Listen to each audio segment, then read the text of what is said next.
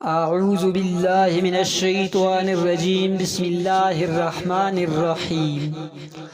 حضرت عبداللہ بن عمر رضی اللہ عنہ روایت فرماتے ہیں کہ آن حضرت سید عالم صلی اللہ علیہ وسلم نے ارشاد فرمایا کہ بلا شبہ قیامت کے روز ساری مخلوق کے سامنے اللہ تعالیٰ میری ایک امتی کو پورے مجمع سے علیحدہ کر کے اس کے سامنے 99 دفتر کھول دیں گے۔ ہر دفتر وہاں تک لمبا ہوگا جہاں تک نظر پہنچے گی۔ ان دفتروں میں سب گناہ ہوں گے۔ اس کے بعد اللہ جل شانہ اس سے سوال فرمائیں گے کہ کیا تو ان اعمال ناموں میں سے کسی چیز کا انکار کرتا ہے؟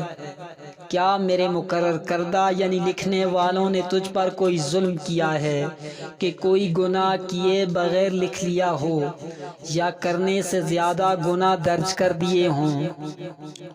وہ عرض کرے گا کہ اے پروردگار، نہ انکار ہے نہ ظلم کا دعویٰ ہے۔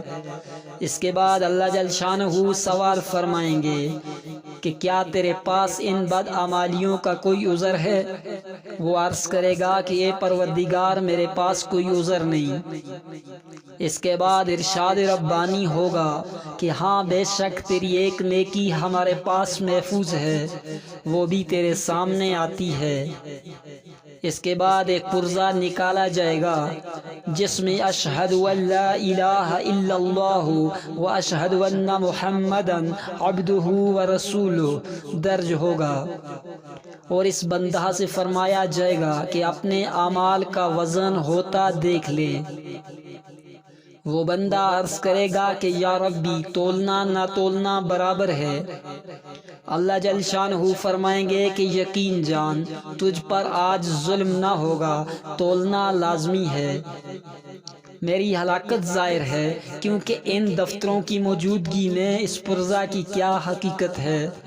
سارے دفتر میزان عدل کے ایک پلڑا میں اور وہ پرزہ دوسرے پلڑا میں رکھ دیا جائے گا، اور نتیجہ کے طور پر وہ دفتر ہلکے رہ جائیں گے اور وہ پرزہ ان سب دفتروں سے بھاری نکلے گا۔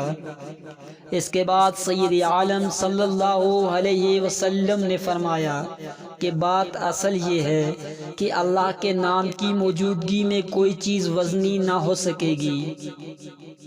یہ اخلاص اور خشوع قلب اور اللہ تعالیٰ سے محبت و تعلق کے ساتھ پڑھنے کی برکت ہے۔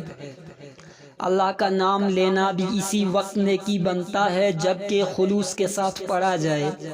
یوں کافر بھی بعض مرتبہ کلمہ پڑھ دیتے ہیں، لیکن ان کا یہ نام الہی خالی زبان سے لے لینا آخرت میں ان کو نجات نہ دلائے گا۔ ایمان بھی ہو، اخلاص بھی، تبھی نیکی میں جان پڑتی ہے اور وزن دار بھی بنتی ہے۔ وما علینا الا